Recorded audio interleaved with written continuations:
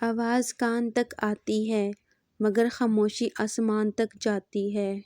صبر کرنے اور صبر آنے میں بہت فرق ہوتا ہے۔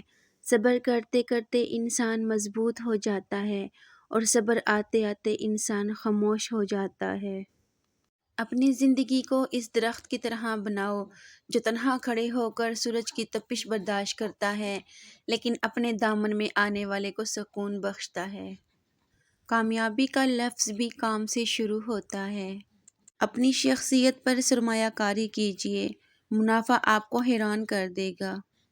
بولنا سب کو آتا ہے، بس کسی کا دماغ بولتا ہے، کسی کا اخلاق بولتا ہے اور کسی کی زبان۔ صبر کیا ہے؟ بالکل خاموشی، کوئی شکوہ نہیں۔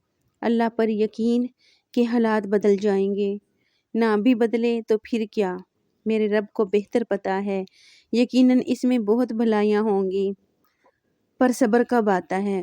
اللہ سے قربت بڑھنے پر، یقین ہونے پر۔ جس کو یقین آ جائے اللہ پر، اس کی حکمتوں پر، اس کے فیصلوں پر، وہ کبھی نہیں ٹوٹتا، کبھی نہیں گرتا اور کبھی نہیں جھکتا۔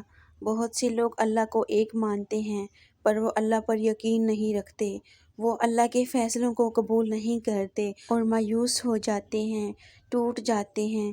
اللہ پر یقین کر کے فیصلوں کو قبول کرنا سیکھیں اور زندگی کو خوبصورت بنائیں۔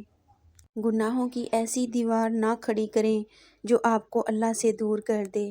سچائی یہی ہے کہ آج کے بچے اسی کھائی میں ڈوبتے جا رہے ہیں۔ صرف اللہ تعالیٰ کی ذات جانتی ہے کہ کسے کب کہاں اور کتنا عطا کرنا ہے۔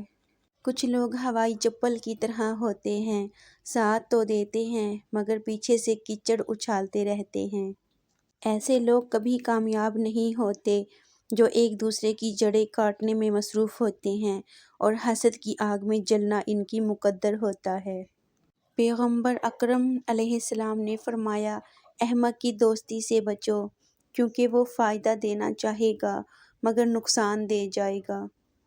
کیا خبر کون کہاں ترک تعلق کر لے، اب اکٹھے ہیں تو تصویر بنا لی جائے۔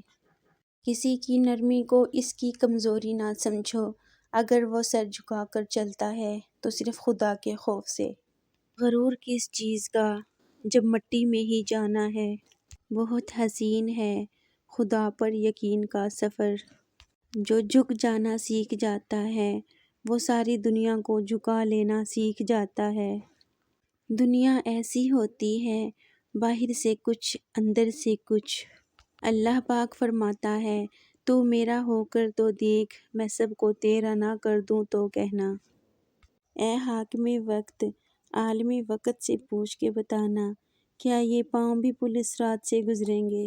خوش فہمیوں کے سلسلے اتنے دراز ہیں کہ ہر اینٹ سوچتی ہے دیوار مجھ سے ہے۔ بھوک واپسی کے راستوں کی فکر بھلا دیتی ہے۔ عقل مند وہ ہے جو صورت کو ہی نہیں سیرت کو بھی سنوارنے کی کوشش کرے۔ صرف اللہ تعالیٰ کی ذات جانتی ہے کہ کسے کب کہاں اور کتنا عطا کرنا ہے۔ اگر میری ویڈیو پسند آئے تو پلیز میری ویڈیو کو لائک کر دیں، اپنی فیملی اور فرینڈز کے ساتھ بھی شیئر کر لیں۔ Thanks for watching my complete video. ملتے ہیں نیو ویڈیو میں نئے کوائٹس کے ساتھ، تب تک کے لیے ٹیک کیئر، اللہ حافظ۔